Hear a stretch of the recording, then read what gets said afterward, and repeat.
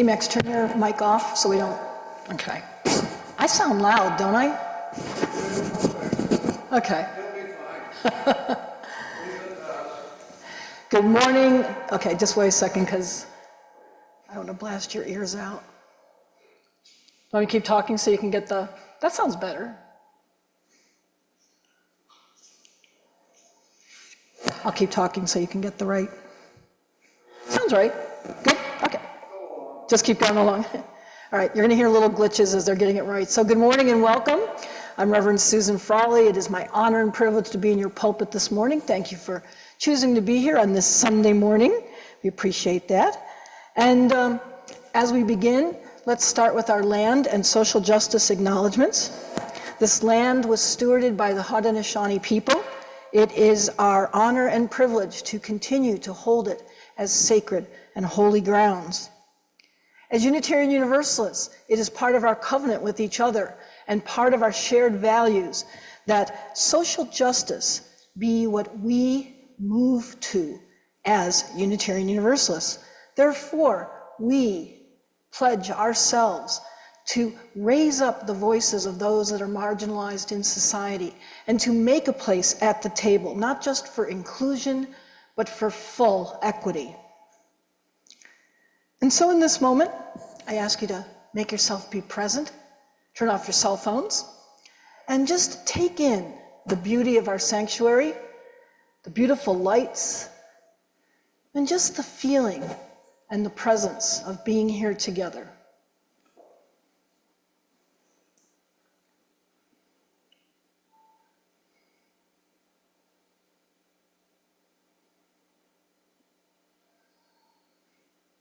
Our opening words this morning come from the Reverend Dr. Martin Luther King Jr. Darkness cannot drive out darkness. Only light can do that. Hate cannot drive out hate. Only love can do that. So I invite you to find our chalice lighting words. Bill, are you going to do the honor this morning? Yes. Thank you so much.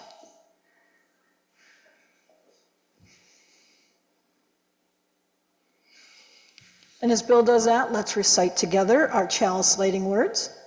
May the light we now kindle inspire us to use our powers to heal and not to harm, to help and not to hinder, to bless and not to curse, and to serve you, Spirit of freedom.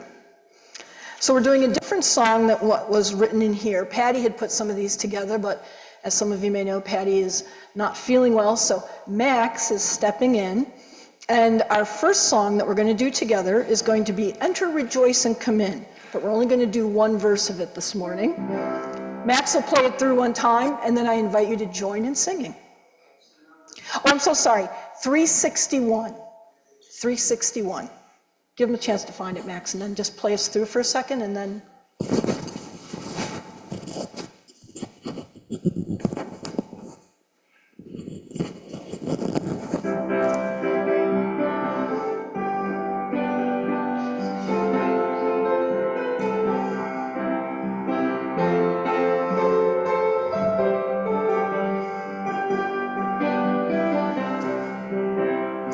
Enter, rejoice, and come in. Enter, rejoice, and come in. Today will be a joyful day. Enter, rejoice, and come in. Your ears to the song. Open your ears to the song. Today will be a joyful day. Enter, rejoice, and come in. Open your hearts, everyone. Open your hearts, everyone. Today will be a joyful day. Enter, rejoice, and come in. Good enough. Good enough. Thank you so much.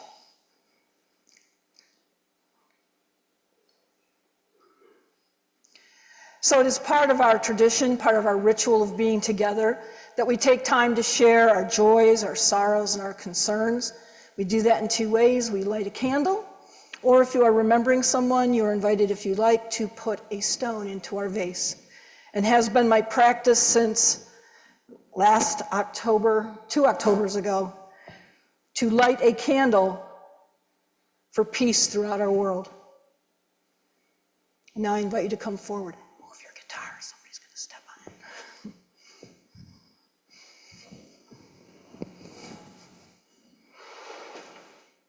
There you go.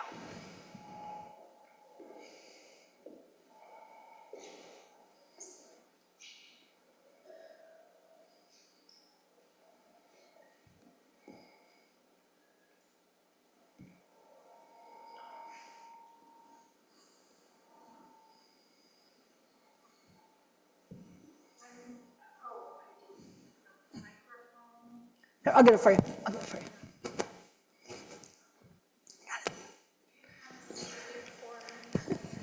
Test. I think it's on, yes. Okay.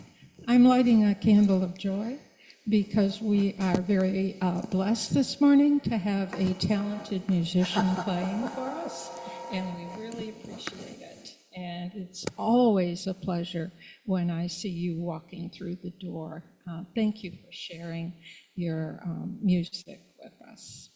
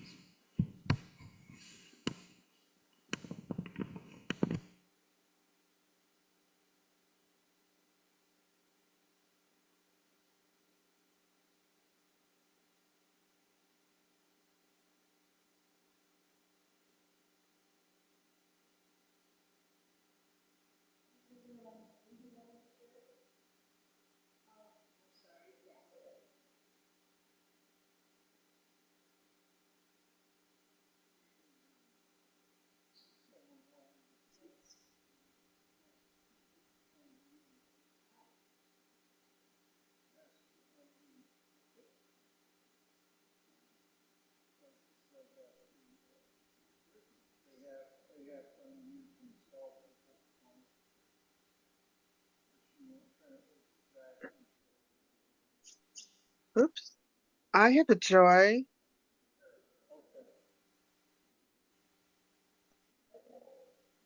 I don't know if anyone can hear me.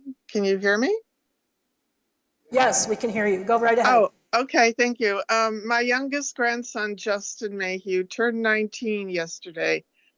He's my daughter's Sabrina, who was a member of our church when she was little. So it's the baby who's turned 19. Thank you. I'm lighting a candle on your behalf and putting it in our. Yeah, Justin.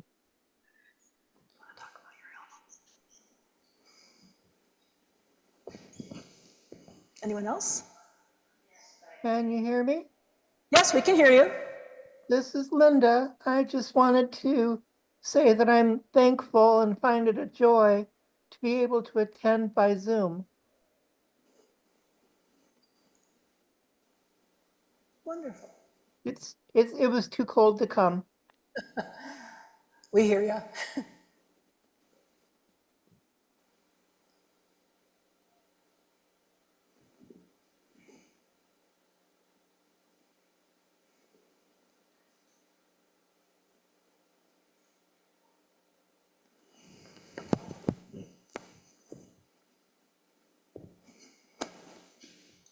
I'm going to light this candle for several of our congregants who are not feeling well or are sick. We have double Patties who are sick right now, and if there's anyone else who's sick, then I light this candle to hopefully bring them some healing and health in these holidays.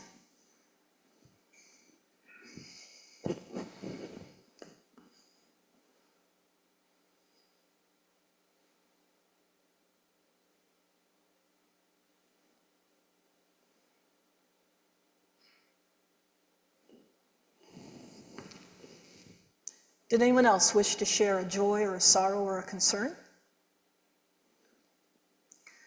For all the joys and sorrows, for those that have been spoken, for those that are held in hearts and minds, to all of these we give our best intentions, our best energies. We bless them, amen and a women.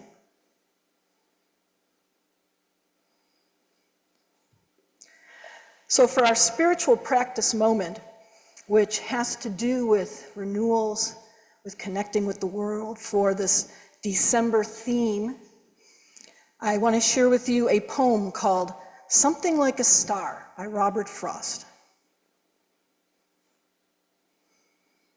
O star, the fairest one in sight, we grant your loftiness the right to some obscurity of cloud. It will not do to say of night, since dark is what brings out your light. Some mystery becomes the proud, but to be wholly taciturn is your reserve, is not allowed. Say something to us that we can learn by heart, and when alone repeat. Say something, and it says, I burn. But say with what degree of heat? Talk Fahrenheit, talk centigrade. Use language we can. Tell us what elements you blend. It gives us strangely little aid, but does tell something in the end.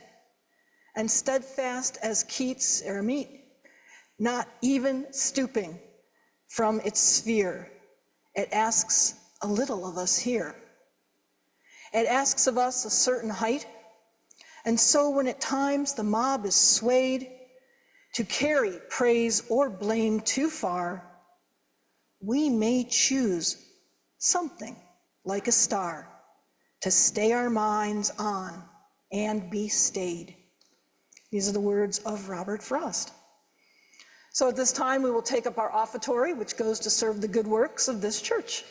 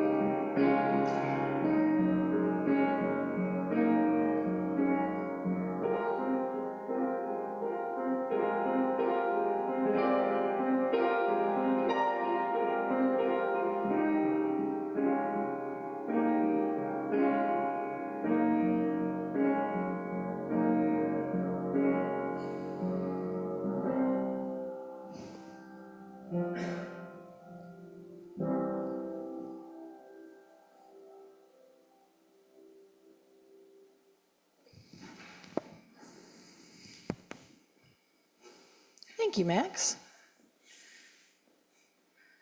I invite you to join in singing Spirit of Life, 123. Oh, did you want to play it, hon? Okay. Max will play it through one time, and then we will sing it together.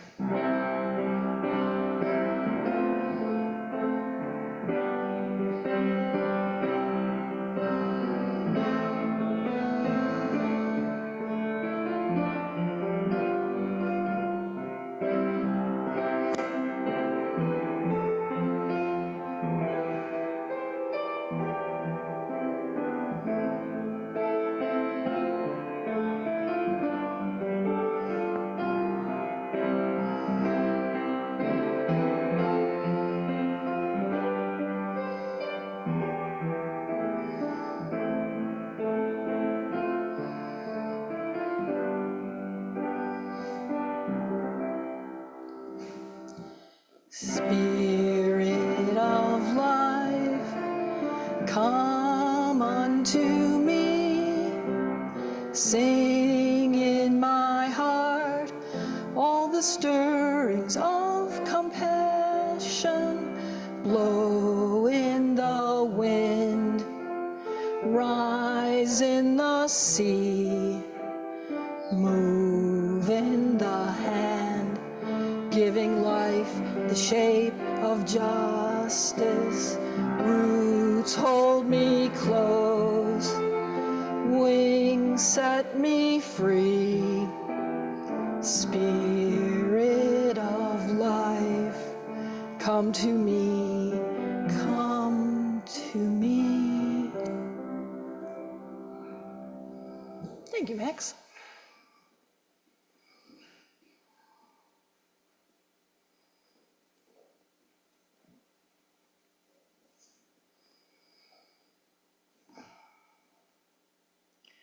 The glow of lights during the holidays suggests something magical and unique to the season. Now, whether that glow comes from a cozy string of lights on a mantle, or a full-blown Christmas holiday light event, or even from a Hanukkah, these sparkling decorations can turn the darkest winter's night into festive celebrations. But why do we deck the halls with so much sparkle and shine? A practice that began with simple candlelit displays has become a beloved cultural custom passed down through generations. Let's take a look at how this festive tradition came to light, literally. The origins of the Christmas lights can be traced back to ancient practices of illuminating spaces during the darkest months of the year. We just went through that with solstice. During long winter nights when natural light was scarce, many cultures considered fire and candles symbols of warmth and hope and the promise of better days. By using light to brighten the coldest season, became a tradition over centuries, eventually giving birth to the decorative displays we now associate with the holidays. Even before Edward Johnson and Thomas Edison invented electric Christmas lights, celebrants of the season placed candles in their windows to create a welcoming glow and to ward off winter chill. Despite Christmas lights' roots in ancient practices, their modern popularity springs from a few enchanting factors. The celebration of light and hope, lights offer a powerful symbol of renewal in those depths of winter. Traditionally, the return of light after the solstice has represented hope for the coming of a brighter and for warmer days. The glow of the Christmas lights is a tangible way for people to celebrate their joy and the promise of a new beginning. In community spirit, holiday light events have created opportunities for communities on bonding and fostering a sense of connection and collective joy.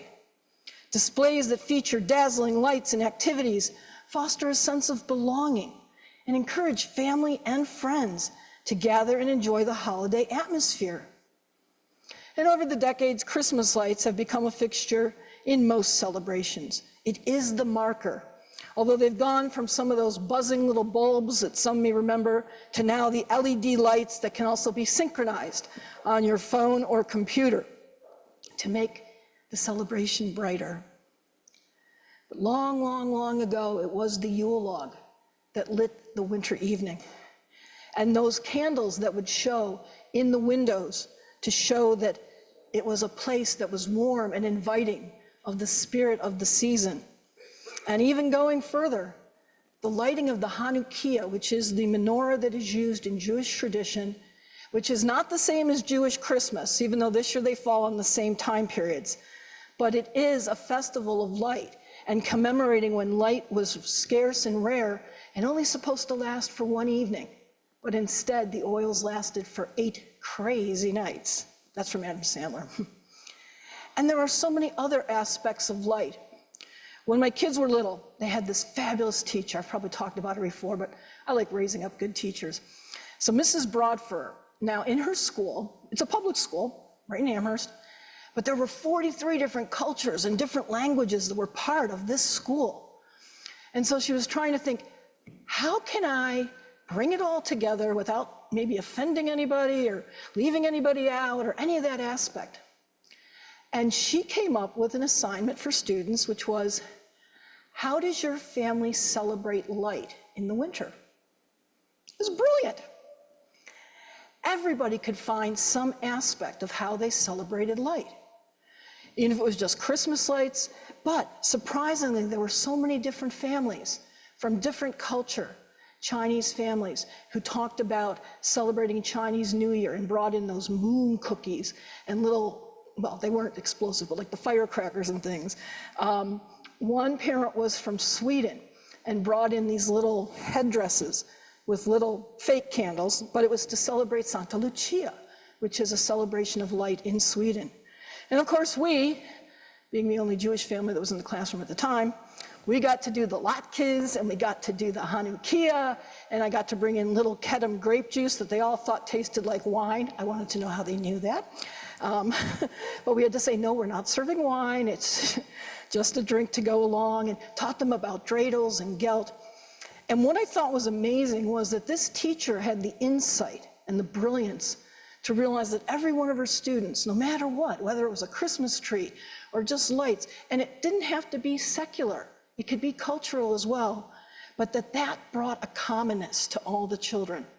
And I just love that, because so many things happen out there to try and divide us based on what we think, what we believe, what we honor, what we have. From, well, if somebody says Merry Christmas and you're not Christian, you'll get someone getting upset. No, it's Happy Holidays, and some Christian saying, no, it's Merry Christmas. And, I mean, the reality is just make it merry. And that's what this teacher did. She made a community and a group of children that were merry for the winter, and I just appreciated her so much. One of her, my daughter Ayla, when she was in that same classroom, the teacher did the same thing. And one of the children did something, he brought in a book about Polar Express. And of course, if you know Polar Express at the end, everyone gets a little red bell from Santa. And this little boy was good friends with my daughter, and I knew the mother from PTA. And he went back and forth, he goes, but Ayla's Jewish, what can I do for her? How can I include her? And he brought her a little blue bell. Somehow he thought blue had something to do with Hanukkah, but it's all right. He recognized and he honored her tradition. And I just thought that was the coolest, greatest thing that a child could learn and experience and be a part of. So in all those aspects of light, these kids were learning that we have a commonness, there's a sharedness, and that we can appreciate other people's practices. That was the coolest part of all. And I think as we become adults in these seasons of light, because we still try to walk that middle line so that we don't offend anybody or hurt anybody, and make sure everybody's included. But sometimes we forget about just that connection of merriness, of just finding a way to just be joyful. Even if it's as simple as today begins the add-on every single day of more sunshine. It's all good. So I want you to think in your heads, and later we're going to do a little bit of talk back. How do you celebrate light in the seasons, in whatever way that you might do that? And maybe your traditions have changed as you've gotten older, because that happens too. Sometimes what you did as a child, sometimes what you've done early adult, and then sometimes even when you're older, especially even if you have kids, or after your kids have left, or whatever living conditions you find yourself in, those things can change. But light and the merriness of it, and the fact that there is joy, it's there, just sometimes have to look for it a little harder, is in those lights. So, oh, Max has a chair. It is time for talk back. And this is my favorite time, because this is a time where you get to speak your thoughts, your ideas, even sharing that question that I posed to you of, how do you use light in your seasons? So I invite you to talk back.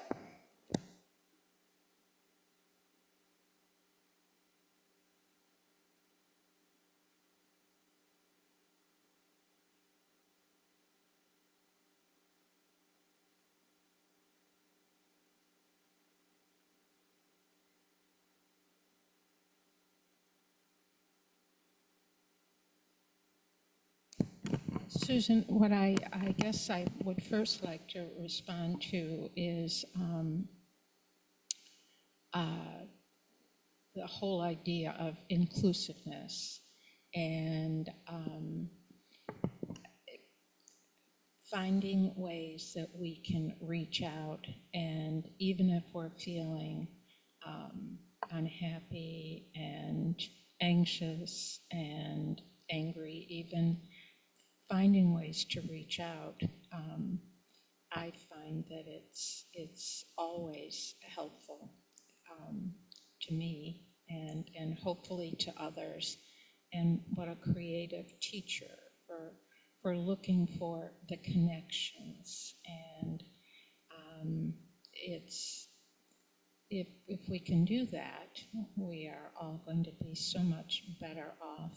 The other thing is, I've always loved candles, and I had one special thing that for many years we did is a member actually of this church for a while, Siggy de Neuville, was German, and she continued her German tradition of having a Christmas tree with widespread branches, because she put real candles all over the tree, and it was decorated with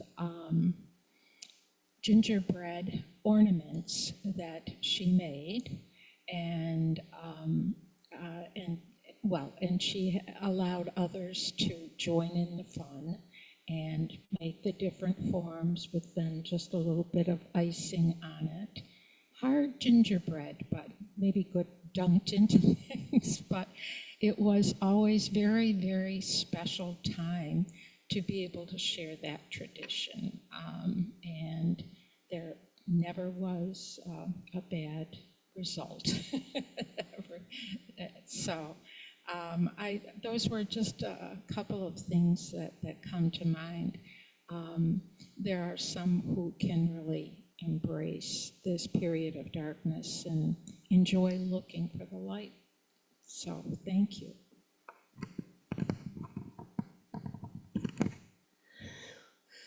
Well, yesterday, my family went to the planetarium at Buff State, and we watched a little program called The Longest Night, and it was a fable about a little girl and ends up saving a dragon and generosity and kindness and stuff, and it was really nice. But thinking about light, my son is homeschooled, and we kind of unschool right now and follow his lead. And there was a couple months ago, and he loves like electricity and mechanics and things. A couple of months ago, he became really obsessed with lights and light bulbs. So we would go to Home Depot and read every single light bulb box, and he'd question everything and go to the Power Authority. And we went to like Goodwill, and he used all his money, bought like 5 different little lamps. Now that he's kind of over this, like I just have random lamps around my house. But it also made me think, like, my dad, for some reason, had been saving this lamp in his basement storage room from his like teenage years, that he used to like, it would be a little hippie, like listen to Pink Floyd and chill out, whatever. But he and my stepmom were like cleaning out their stuff, getting rid of things, and like he didn't know what to do with this lamp. It was really like sentimental to him, you know, reminiscent of his teenage years. And he gave it to Emerson, and I'm like, oh my goodness, Emerson is like literally the only person that would appreciate this to the max, because that was during the light phase. So we have my dad's like 1970 light lamp in our basement, and we have random lamps around our house and every now and then he'll get into them, and it's just light is joyous. So yeah, that's it.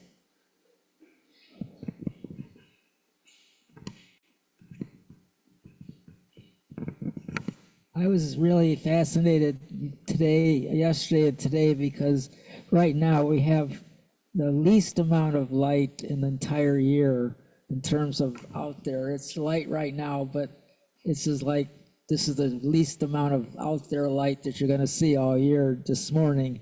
And I found that fascinating, because you can actually time it out from 7:30 to about 4:30, we will have light.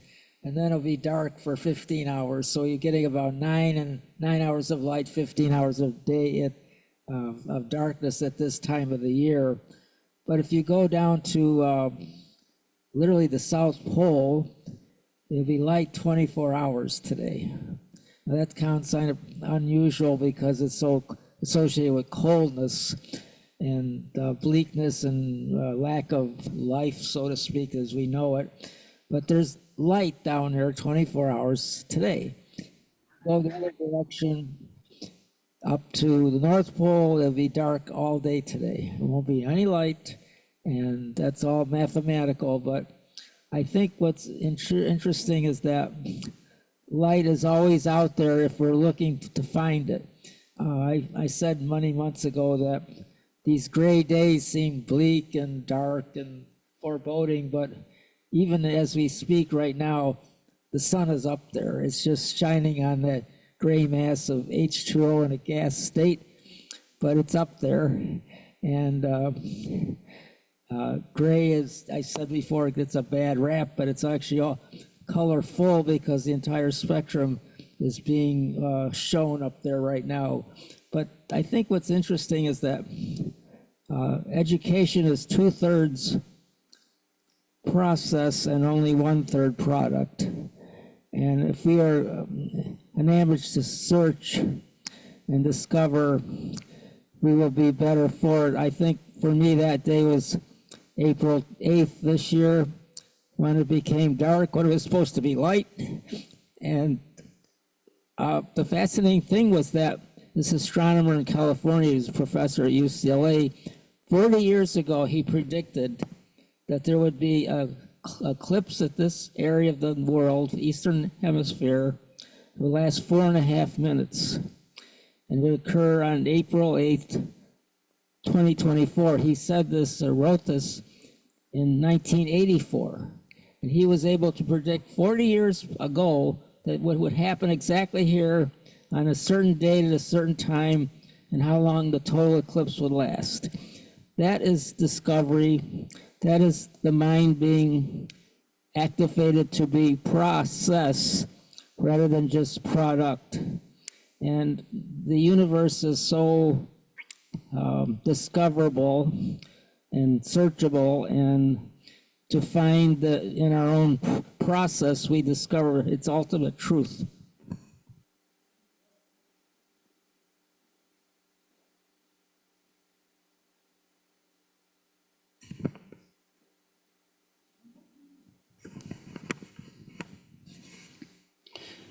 Yeah, you're making me think that, light seems to bring us together. I'm just going to go back when I was a kid in the 60s, my hometown, Wallsville, New York. Back then, the Christmas lights were much bigger, and they really decorated the town. And one thing that would bring not just my parents, brother, and sister together in our big station wagon was we'd try to put many cousins as we could in the car because we all wanted to see the lights from Wallsville, the Christmas lights. And that town was just so beautiful from Rober Hill. You get to the top of that hill, there's a house there now, so you can't pull over and look at them like we used to. But my dad used to park right there, and then we could get out of the car if we wanted to, and then we can look down over the hill and you just see the towns like all different colors of light, and it was just really beautiful at the time.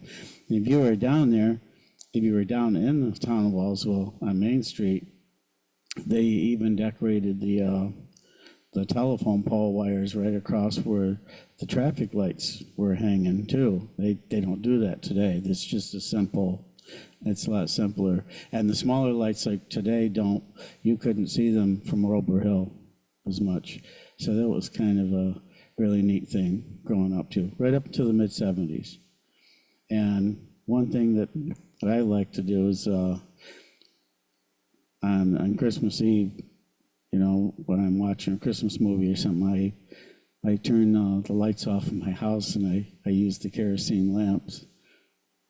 And that kind of gives kind of like a neat warm feeling in the house. And of course, they also have a purpose too. If I lose my electricity, they come in handy for that. That's it.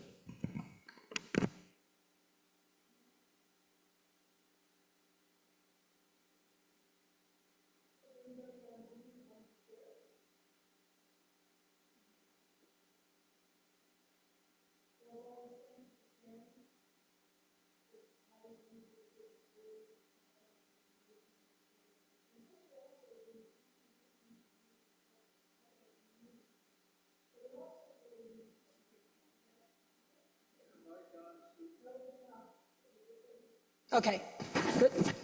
Thank you. For all of your sharing, it also ministers to me, and for that, I am very grateful, so thank you.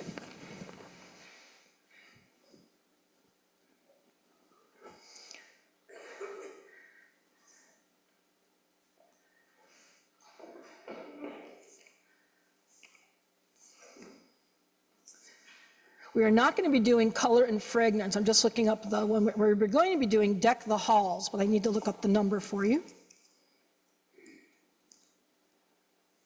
There is 235, Deck the Halls. Max will play it through once for us.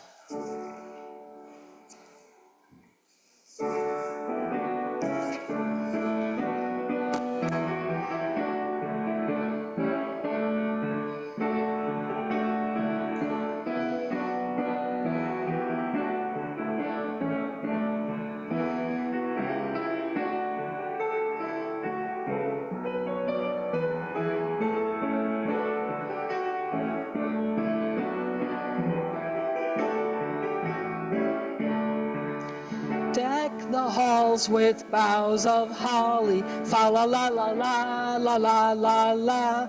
'Tis the season to be jolly, fa la la la la la la la la. Don we now our gay apparel, fa la la la la la la la la. Troll the ancient Yuletide carol, fa la la la la la la la la. Thank you. Good job. We'll just do the one. It's also my favorite song because I get to sing my favorite line. Don we now our gay apparel. For me, every day it's gay apparel, but that's okay. I still like that line anyway. It's my annual seasonal joke. Thank you for laughing. And so it's announcement time. Does anybody have any announcements for the good of the community or the congregation that they'd like to share?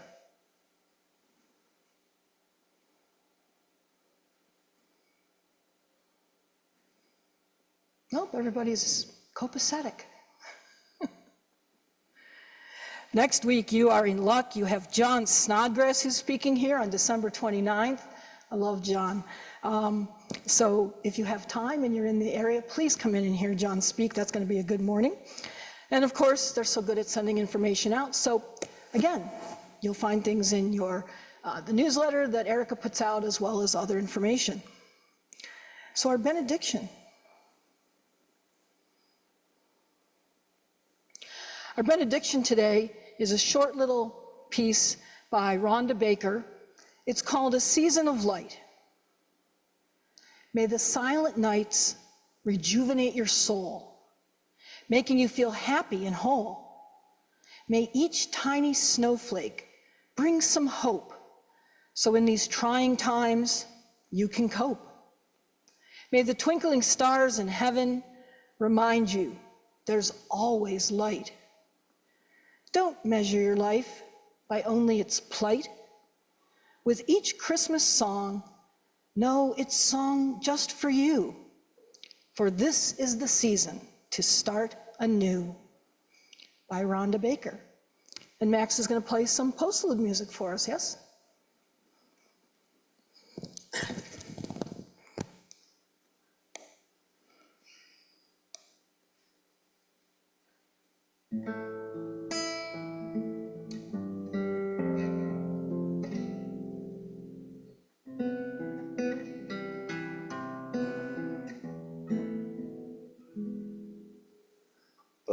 Butterfly, 2 weeks and they die.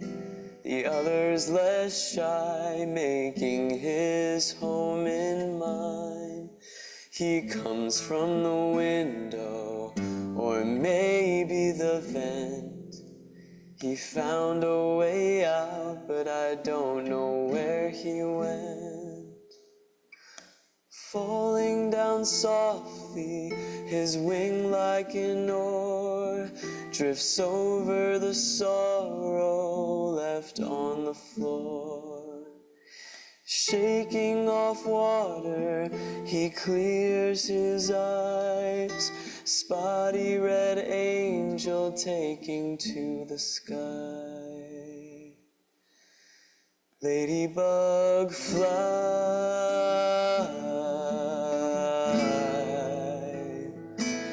ladybug fly.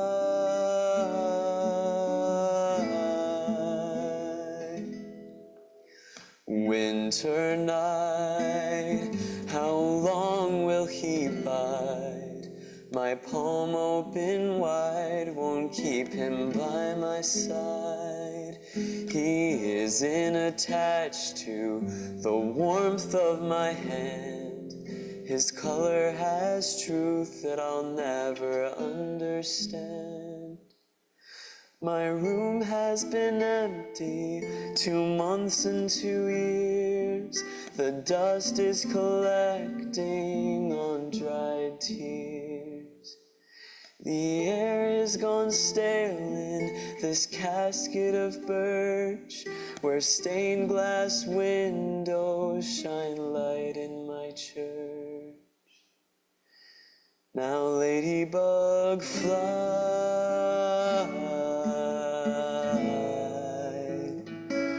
ladybug fly,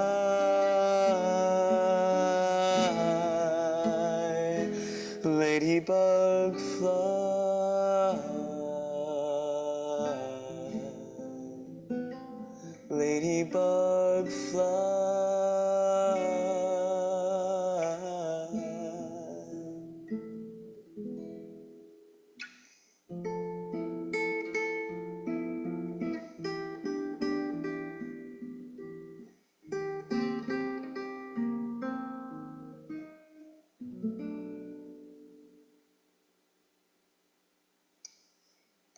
Thank you.